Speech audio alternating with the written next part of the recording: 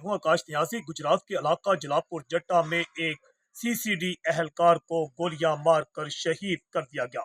इंतहाई अफसोसनाक वाकया पेश आया है जिला गुजरात में, जहां पर गुजरात के इलाका जलापुर जट्टा में सीसीडी एहलकार जो है, जिसका नाम से फयाज शाह बताया जाता है, जो कि जलापुर जट्टा का रहायशी बताया गया है और जलापुर जट्टा सीसीडी में तैनात था, उसे मुसल्ला अफराद ने फायरिंग करके शदीद जख्मी कर दिया, जबकि मुलजमान मौका से फरार हो गए। फौरी तौर पर सीसीडी एहलकार जो है सैयद फयाज शाह को अजीज भट्टी अस्पताल लाया गया, जहां वो जख्मों की ताप ना लाते हुए शहीद हो गए।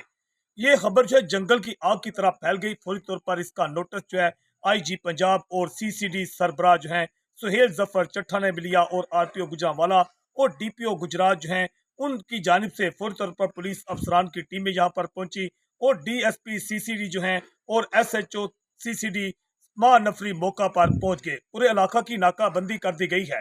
इस समय सोशल मीडिया पर मुख्तलिफ बातें गर्दिश कर रही हैं। ये भी कहा जा रहा है कि पुलिस ने नाकाबंदी कर रखी थी, 3 मशकूक मोटरसाइकिल सवारों को रोकने की कोशिश की गई, तो उनमें से जो मुसल्ला अफराद थे उनने अंधाधुंध फायरिंग कर दी, जिसकी इजाजत में आकर सीसीडी एहलकार से फयाज शाह जो है शदीद जख्मी हो गया, जिसे अस्पताल ले जाया गया और जहां वो जख्मों की ताब न लाते हुए दम तोड़ गया। जबकि दूसरी जानिब नाकाबंदी करके मशकूक अफराद जो है सीसीटीवी कैमरों की मदद से उनकी तलाश भी शुरू कर दी गई है।